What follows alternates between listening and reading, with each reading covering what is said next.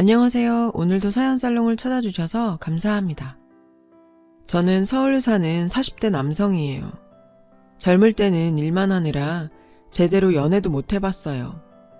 부모님이 일찍 돌아가셔서 어린 여동생을 책임져야 했거든요. 20대 때에는 정말 일만 한 것 같아요. 그래도 여동생은 열심히 공부해서 좋은 대학에 진학했고 그 덕에 전 고생한 보람을 느낄 수 있었죠. 동생이 성인이 되고부터는 저한테 부쩍 여자 만나 연애 좀 하라고 하더군요. 오빠가 나 때문에 세월 버린 게 얼마야. 좋은 여자 만나서 정착해. 내 걱정은 하지 말고. 저도 물론 여자친구도 사귀고 평범하게 살고 싶은 마음이 간절했죠. 하지만 그게 제 마음대로 되나요? 배경도 돈도 없고 전문대 간신히 나온 남자를 누가 반기겠어요. 언감생심 여자 사귈 생각도 못했죠. 그런데 인연이란 게 있긴 있는 모양인지 37에 여자를 사귀게 되었어요. 같은 회사에 다니는 계약직 직원인데 예쁘고 마음씨도 착해서 반해버렸죠. 감히 대시할 생각도 못하고 있었는데 회식 자리에서 술 취한 그녀가 저한테 몸을 기대곤 애교를 부리지 뭡니까. 여자랑 가깝게 지내본 적이 없는 저는 꽤 당황했죠. 그런데 그때 제게 몸을 기댄 그녀가 그렇게 말하는 게 아니겠어요? 제가 좋아하는 거 모르시죠? 순간 제 가슴은 두근거렸어요. 너무도 쿵쾅거리며 뛰어서 그 소리가 들릴까봐 무서울 정도였죠. 그렇게 우리는 연인이 되었어요. 회사에서는 서로 직장 동료 이상도 이하도 아닌 척 위장을 했지만 회사 밖에서는 일반 연인들처럼 데이트도 하고 맛집도 다니면서 정말 즐겁게 1년을 보냈어요. 여자친구의 나이도 30 중반에 가까웠고 저도 곧 40을 앞둔 처지라 우린 결혼 생각을 안 할 수가 없었죠. 하지만 결혼을 하려면 이것저것 필요한 게 많잖아요. 가장 문제는 돈이었죠. 대개 신혼집은 남자가 책임을 지잖아요. 근데 제 수중에 있는 돈은 3천만 원이 고작이었거든요. 이 돈으로는 빌라 전세도 구하기 힘들 판이었죠. 혼자 남겨질 여동생도 걱정이었어요. 동생에게 슬그머니 이런 고민을 얘기했더니 자기는 원룸을 구해서 살면 되니까 자기랑 살던 집을 신혼집으로 쓰라더군요. 그렇게 신혼집은 해결이 됐지만 솔직히 동생하고 살던 집이 좋은 데가 아니라서 걱정이 되더군요. 다세대 주택의 2층 집이었는데 여자친구가 좋아할 리 없는 집이었죠. 저는 고민 끝에 여자친구한테 이 문제에 대해 얘기했어요. 이런 말하기 정말 미안하지만 내가 동생도 책임져야 했고 나 살기 바빠서 돈 모은 게 별로 없어. 결혼하면 나랑 동생이 살던 집에 들어가서 살아야 하고 결혼도 호화롭게 할 수도 없고 말이야. 그런데도 우리가 결혼하는 게 맞을까? 그랬더니 여자친구는 의외로 쿨하게 받아들이더라고요. 나도 있는 집 자식 아니고 우리 집에 돈 갖다 주느라 모아놓은 돈이 1,000만 원도 안 돼. 우리 둘이 열심히 살면 되지 않을까? 여자친구의 말에 힘이 번쩍 났어요. 이 여자를 놓치면 안 되겠다는 생각이 들더군요. 그래서 여자친구에게 정식으로 프로포즈를 하고 결혼 준비를 시작했죠. 여자친구 집에서는 조실부모하고 별 볼 일 없는 저를 반기는 기색은 아니었어요. 그렇지만 여자친구가 워낙 강하게 밀어붙이니 마지못해 허락을 하신 거죠. 그렇게 결혼 준비에 박차를 가할 즈음 주례와 축가를 누구에게 부탁할까 고민하게 되었어요. 주례는 아내의 고등학교 은사님에게 부탁을 드리고 축가는 제 친구한테 부탁을 했어요. 은사님께는 직접 가서 부탁을 드렸지만 제 친구는 만날 시간이 없어 결혼 후 사례를 하기로 했고요. 그렇게 기다리던 결혼식 날이 되었어요. 저희 부모님석에는 앉을 분이 없어서 작은 아버지 내외가 앉으셨고 제 동생은 행복한 표정으로 결혼식을 지켜봤어요. 처음엔 저를 탐탁치 않아 하시던 장인 장모님께서도 그날만은 밝은 표정이셨죠. 저는 입구에서, 신부는 신부 대기실에서 손님을 맞았어요. 그런데 사진 기사가 신부와 사진을 찍어야 한다는 거예요. 그래서 신부 대기실로 갔는데 축가를 부르기로 한 친구 녀석이 거기에 있지 뭐예요. 신부한테 인사를 건넨 모양인데 신부 표정이 굉장히 어둡더라고요. 친구 녀석이 무슨 실수라도 했나 싶었죠. 야, 왔으면 나한테 먼저 와야지. 신부한테 먼저 오면 어떡하냐? 너는 정신없어 보이길래 신부한테 먼저 인사하려고 했지. 그 말에 여자친구가 제 친구 녀석을 보며 피식 웃지 뭐예요. 솔직히 그 모습에 기분이 약간 싸했지만 결혼식 때문에 내가 예민해졌나 싶어서 별 얘기 않고 그냥 넘겼어요. 다행히 결혼식은 무사히 끝났고 우린 동남아로 신혼여행을 떠났어요. 막 호텔에 들어왔는데 친구 녀석한테 전화가 왔더라고요. 아깐 경황이 없어서 결혼 축하 인사도 못했다고요. 그래, 고맙다. 우리 신혼여행에서 돌아가면 그때 집에 한번 와라. 저는 신혼여행에서 돌아가는 그 주 주말에 그 친구를 집으로 초대했고 친구는 흔쾌히 그러겠다고 하더군요. 그리고 며칠 뒤 우리 부부는 행복한 신혼여행을 마치고 집으로 돌아왔어요. 남은 휴가 기간 동안 아내와 전 여독을 풀 수 있었고 드디어 주말이 되었죠. 약속대로 친구가 집으로 찾아왔어요.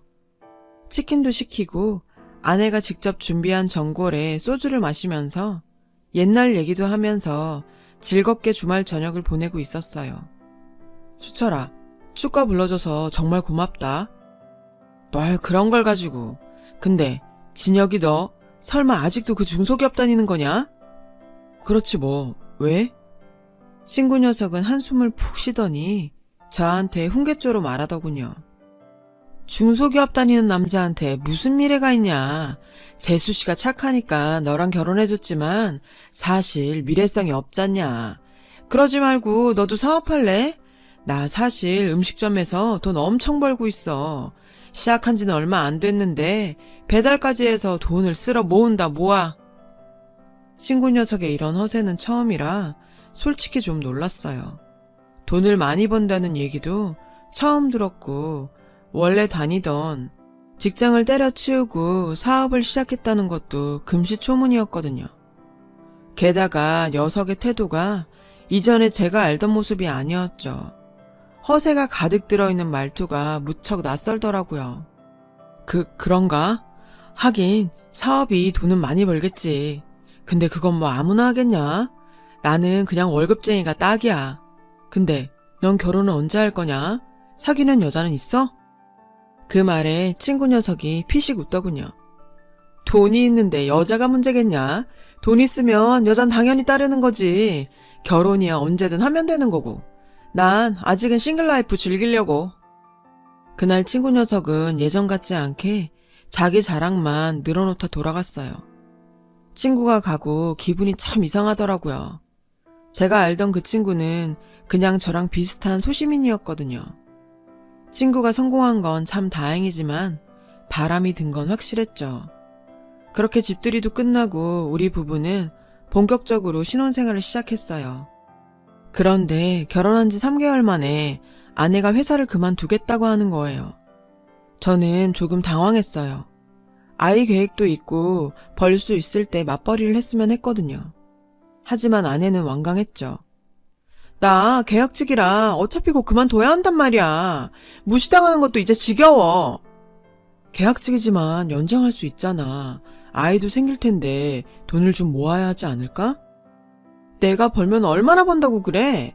자기 월급으로도 아끼면 우리 식구 충분히 살 수 있잖아. 응? 아내는 애교를 부리며 말했어요. 그 모습은 귀여웠지만 회사를 관두는 건 좀 더 생각을 해보자고 했어요. 며칠 뒤 아내가 다시 퇴사 문제를 꺼냈어요. 이번엔 확실히 결정을 짓자면서요. 저는 그래도 회사를 좀 더 다니는 게 어떻겠냐고 조심스레 말했죠. 물론 가장으로서 아내에게 맞벌이를 강요하는 게 미안하긴 했지만 제 생각엔 서로 알고 결혼한 이상 열심히 사는 게 맞는 것 같았거든요. 하지만 아내 생각은 달랐죠. 결국 나보다는 돈이구나? 난 힘들어 죽겠는데. 당신이 수철씨처럼 사업해서 돈 많이 벌면 좋겠다. 당신 평생 월급쟁이 할 거랬지? 아내의 그 말에 순간 화가 났어요. 친구와 비교를 당하니 남자로서 자존심도 상하더라고요. 전 그날 아내랑 대판 싸우고 근처 편의점에서 맥주를 2캔이나 마셨어요. 아내는 이후 내내 뚱한 표정이었죠. 시간이 지나도 마음을 풀지 않더라고요. 결국 전 아내한테 퇴사하려면 하라고 했어요. 아내 말대로 제 월급으로도 살 수는 있으니 어떻게든 되겠지 하는 마음이었죠. 둘이 합심해서 아끼고 살면 될 거라고 생각했거든요. 아내는 신이 나서 당장 사직서를 제출하더군요. 그런데 생각지 못한 문제가 생긴 거예요. 아껴 쓰면 될 거라고 생각했던 것과 달리 가계부에 구멍이 나기 시작한 거죠. 아내의 씀씀이가 전혀 줄지 않았거든요. 오히려 더 커진 것 같았어요. 백화점에 드나들며 이름 있는 브랜드 옷과 화장품 등을 사들였거든요. 솔직히 좀 어이가 없었어요. 어느 날이었죠. 커다란 명품 쇼핑백이 있길래 뭐냐고 물었더니 태연하게 아, 할부로 샀어. 괜찮지? 괜찮을 리가 있나요? 저는 당장 환불해 오라고 버럭 소리를 질렀어요. 그런데 아내는 요지부동이더군요. 화가 난 저는 이렇게 말했어요. 너 정말 이런 여잔 줄 몰랐어. 물론 내가 다른 남자들에 비해 벌이가 시원치 않을 수 있어. 그치만 너도 알고 결혼한 이상 같이 좀 맞춰가야 하는 거 아니야? 어떻게 너 좋은 대로만 하려고 해? 그렇게 소리를 지르자 아내도 지지 않고 말하더군요. 나도 당신 이런 줄 몰랐어. 나 결혼 전에는 엄마 아빠한테 주는 돈 빼고는 다 내 용돈으로 썼단 말이야. 결혼했다고 어떻게 이 정도도 안 쓰고 살아? 끝이 보이지 않는 싸움이었어요. 다시 생각해보니 제가 아내에 대해 너무 몰랐던 것 같기도 했죠. 심란했어요. 앞으로 살아갈 길도 막막했고요. 며칠 후 오랜만에 유부남인 친구로부터 만나자는 연락이 왔어요. 축가를 불러준 수철이와도 안면이 있는 친구여서 제가 수철이도 부르려고 문자를 했죠. 성호랑 만나서 술 한잔 할 건데 너도 올래? 나 그날 일이 있어서 안 되겠는데 너희들끼리 놀아라. 그런가 보다 하고 친구를 만났어요. 친구를 만나 술 한잔 하면서 허심탄회하게 고민 얘기도 했고요. 주로 아내에 대한 것이었죠. 친구는 유부남이라 그런지 제 마음을 100% 이해해 주더군요. 그러면서도 아내의 편을 들어줬어요. 여자들 그런 거 있다면서 결혼하면 친구들한테 남편 자랑하고 싶어서 괜히 명품도 사고 그런 거 잠시 잠깐 그러고 마는 거니까 이해해 주라고요. 친구 말을 듣고 보니 제가 아내에게 너무 심했나 싶기도 하더군요. 새벽까지 술을 먹고 집으로 돌아오는 길에 저는 아내에게 먼저 화해하자고 손을 내밀어야겠다 생각했어요. 그렇게 집에 도착해 계단을 올라갔어요. 계단 소리에 아내가 깰까봐 조심히요. 사실 아내한테 화가 났던 터라 밤새 술 먹다 회사로 바로 갈 거라고 말해놓은 상태였죠. 근데 생각해보니 아내한테 너무 모질게 대한 것 같더라고요. 그런 생각을 하며 조용히 문을 열고 들어갔는데 현관에 낯선 남자의 신발이 있지 뭡니까? 도대체 누구 신발인지는 알 수 없었지만 분명한 건 남자 신발이었고 이 집에 젊은 남자가 있다는 건 한 가지밖에 없었어요. 전 숨을 참고 발소리를 죽여 안방 쪽으로 걸어갔어요. 문을 열고 말 것도 없이 문은 살짝 열려져 있었습니다. 그 사이로 낯선 남자의 나체와 그 밑에 누워있는 제 아내를 볼 수 있었죠. 너무 놀라 소리를 지를 뻔했지만 꾹 참고 핸드폰 카메라를 켜서 사진을 찍었습니다. 셔터 소리가 났지만 그들의 신음소리가 너무도 커서 그 소리가 묻힐 정도였죠. 제 눈에선 피눈물이 흐르는 듯 했어요. 근데 진혁이는 우리가 사귀는 거 정말 몰라? 그 순간 귀가 번쩍 뜨였죠. 그 남자는 바로 제 축가를 불러준 친구였던 거예요. 몰라. 눈치 진짜 없거든. 오빠랑 나랑 사귀었던 건 생각도 못하지 당연히. 저는 가만히 둘의 대화를 듣고 있었어요. 둘은 신이 나서 깔깔거리면서 절 비웃고 있더군요. 나 그날 결혼식장에서 너 몇 년 만에 보고 얼마나 놀란 줄 알아? 네가 진혁이랑 결혼한다니 진짜 황당하더라. 잘 나가던 너도 별 수 없구나 했지. 나 별 볼 일 없다고 찰 땐 언제고. 그래서 이렇게 다시 만나는 거잖아. 이제 오빠 별 볼 일 있어졌으니까. 아, 짜증나. 하필 결혼식에서 볼 게 뭐야? 먼저 봤으면 오빠랑 결혼하는 건데. 전 더는 참을 수 없어서 문을 박차고 들어갔어요. 두 사람은 깜짝 놀라 나체를 이불로 가리기 급급하더군요. 저는 친구라고 부르기도 싫은 허둥지둥하는 그 녀석을 몇 대 패서 쫓아내고 아내 앞에 섰어요. 아내는 간신히 잠옷을 걸치고는 눈물을 뚝뚝 흘리며 제 앞에 섰죠. 솔직히 더 들을 것도 없었지만 그래도 그동안의 일들을 말해보라고 했어요. 아내와 친구는 몇 년 전 잠깐 사귀던 사이였다고 하더군요. 제 아내 얼굴도 못 보고 결혼식 축가를 부르러 와서야 아내를 보게 된 거죠. 이후 친구는 신혼여행지까지 전화해서 아내를 놀라게 했고 제가 집에 초대를 하는 바람에 잠시 옛감정으로 흔들렸다는 게 아내의 변명이었어요. 그런데 얘기를 듣는 내내 전 아내에게서 묘하게 싸늘한 느낌을 받았어요. 얘기를 하면서도 저에게 미안한 마음은 별로 없어 보였거든요. 그럼 앞으로 어떻게 할 건데? 제가 이렇게 묻자 아내가 대답하더군요. 나 수철 오빠랑 다시 시작하고 싶어. 당신이랑 사는 거 힘들기도 하고. 사실 그 말은 제가 돈이 없어서 힘들다는 걸로 들렸습니다. 더 길게 가다간 저만 초라해질 것 같았어요. 그래서 전 피눈물 흘리는 심정으로 아내와 헤어지기로 했어요. 아내를 사랑하는 마음은 남아 있었지만 다른 사람을 마음에 두고 있는 아내를 붙잡을 수는 없었거든요. 그렇게 아내와 이혼하고 거의 1년 넘게 폐인처럼 지냈어요. 그런 제게 기운을 준 건 제 여동생이었죠. 대학을 졸업한 동생은 의전원 진학에 성공했다는 기쁜 소식을 전했어요. 여동생은 제게 와서 이렇게 말하더군요. 오빠, 그 여자는 이제 잊어버려. 내가 의사 돼서 오빠 호강시켜줄게. 이런 동생을 봐서라도 좌절해 있을 수는 없었어요. 죽을 힘을 다해 우울증을 떨치고 일어나 예전처럼 밝게 생활을 했어요. 다만 여자는 만나지 않았죠. 한 번 데인 상처가 너무 컸기 때문이었어요. 그렇게 세월이 흘렀습니다. 저는 저대로 열심히 일했고 동생은 의전원에 다니면서 공부해서 의사가 되었어요. 근데 의사 벌이가 다르긴 하더라고요. 페이닥터로 취직을 했는데 돈을 정말 많이 벌더라고요. 동생 덕분에 해외여행도 다니고 선물도 많이 받았어요. 키워준 은혜에 보답한다며 제가 여자를 데려오면 차랑 집을 해주겠다나요. 암튼 말이라도 고마웠죠. 그렇게 전 아내를 잊고 지낼 수 있었어요. 그러던 어느 날 동생과 백화점 쇼핑을 하고 나와 근처 음식점에 갔는데 익숙한 실루엣이 보이지 뭐예요. 서빙을 하는 종업원이 바로 전 아내였던 거죠. 깜짝 놀라 아내를 툭 쳤고 아내도 절 보자 깜짝 놀라더군요. 아내의 시선은 제 동생에게 향했어요. 마침 명품 가방이며 옷을 잔뜩 샀던지라 아내는 그걸 보고 깜짝 놀란 듯 했죠.